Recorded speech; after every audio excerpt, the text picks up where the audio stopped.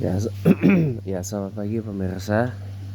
Hari ini hari Ahad 16 Februari 2025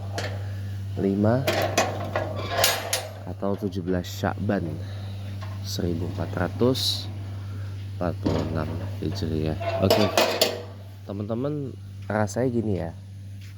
Nanti kalau bahas masalah kabur aja dulu itu nanti di Sunday with James Cohen Smith Windsor pagi ini. Nanti abis saya sholat subuh di masjid dan juga menghadiri acara kajian ba'da subuh setelahnya kalau ada ya, karena biasanya menjelang Ramadan kayak gini, apalagi bulan Ramadan ini cuman tinggal ya 2 minggu lagi, 2 pekan lagi ya, pasti biasanya udah banyak penutupannya gitu.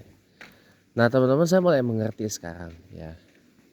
Kemarin itu kan saya bikin, memang sengaja saya bikin video, bikin konten yang saya kemarin nyekar ke makam papa tepung nenek saya di Tanah Kusir yang durasinya hampir 1 jam itu, dan sampai saat ini ada 21 views ya. Nah itu kan video panjang banget ya, tapi penontonnya ada lah gitu. Saya jadi mulai ngerti ya, karakter nih ya. Saya nggak mau bicara algoritma dulu ya. Saya itu adalah orang yang suka menganalisa, orang yang suka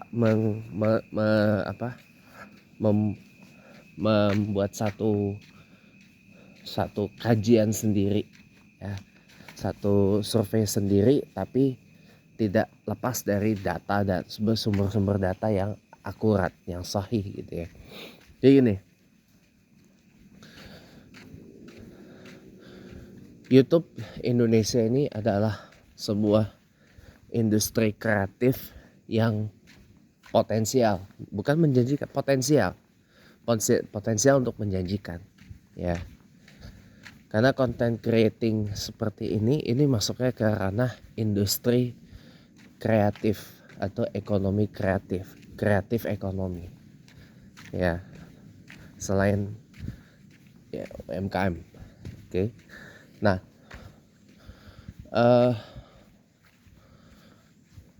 jadi gini teman-teman, saya tuh mulai ngerti ketika ada video saya itu yang nyekar itu lebih dari 20 orang yang nonton.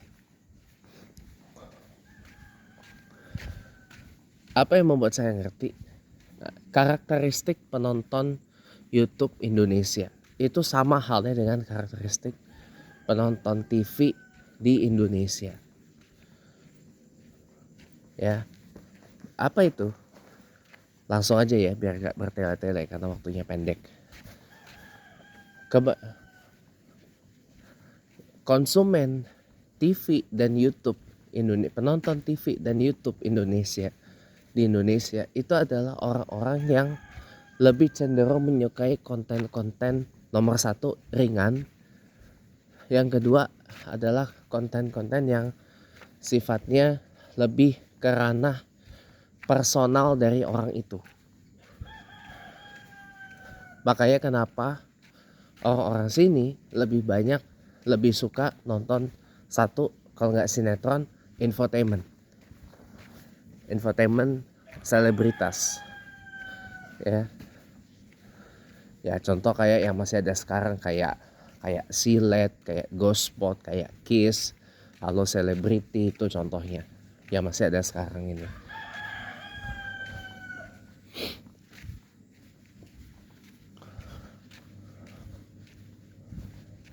Nah itu teman-teman, jadi orang lebih suka itu karena kepengen tahu gitu loh, ini orang ini gimana sih gitu kan. Nah that is why juga kenapa channel YouTube artis-artis ini lebih cepat banyak subscribernya dan cepat banyak penontonnya, karena mereka karena karakteristik orang Indonesia itu pengen tahu sisi personanya dari orang tersebut. Ya mental tuh mental kepoan gitu loh. Ini orang ini siapa sih? Tetetet gitu loh. Saya ngerti.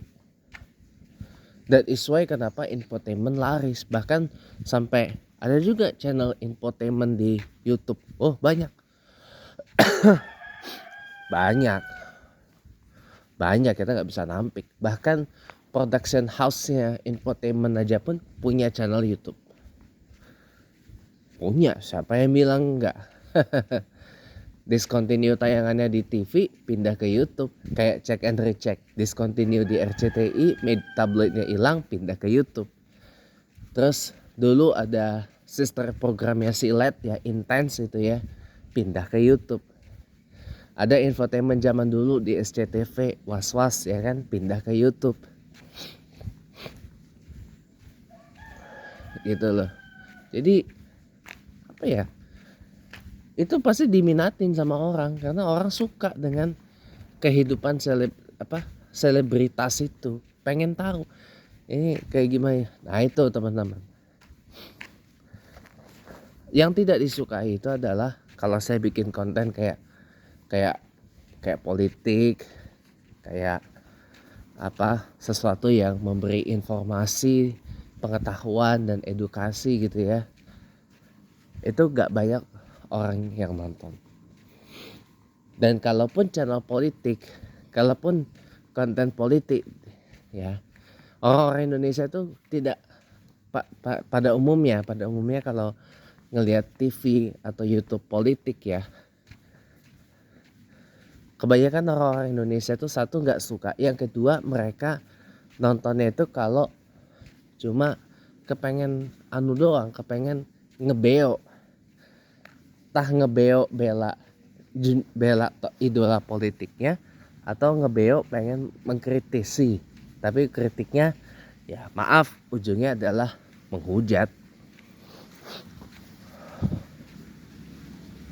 gitu.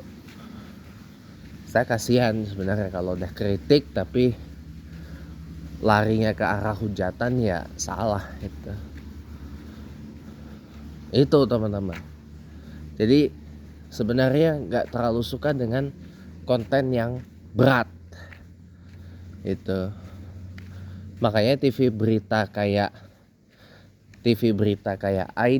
iNews, Metro TV, Kompas TV, TV One, Berita 1 TV itu nggak banyak penontonnya gitu.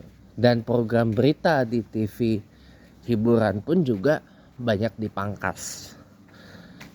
Terbaru SCTV menghentikan acara liputan 6 malam karena itu tadi buruknya rating. Jadi tersisa sama halnya dengan RCTI, cuma tinggal liputan 6 pagi dan liputan 6 siang gitu, mengikut saudaranya Indosiar yang sudah lebih dulu menghentikan Fokus Malam. Jadi hanya sisa Fokus Pagi dan Fokus Siang aja gitu. Karena ya orang nggak lagi nonton berita di TV general entertainment coy.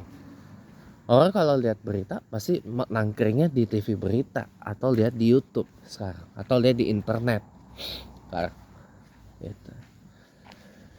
Apalagi kalau udah berita politik ya. Ya ini kalau saya sih mengatakan too bad, tapi apa dikata, ya memang karakteristik. Tapi ingat ya teman-teman ya, karakteristik konsumen media di Indonesia itu bisa diubah selama kita tahu bagaimana cara mengemasnya dengan menarik. Selamat pagi dan selamat berakhir pekan.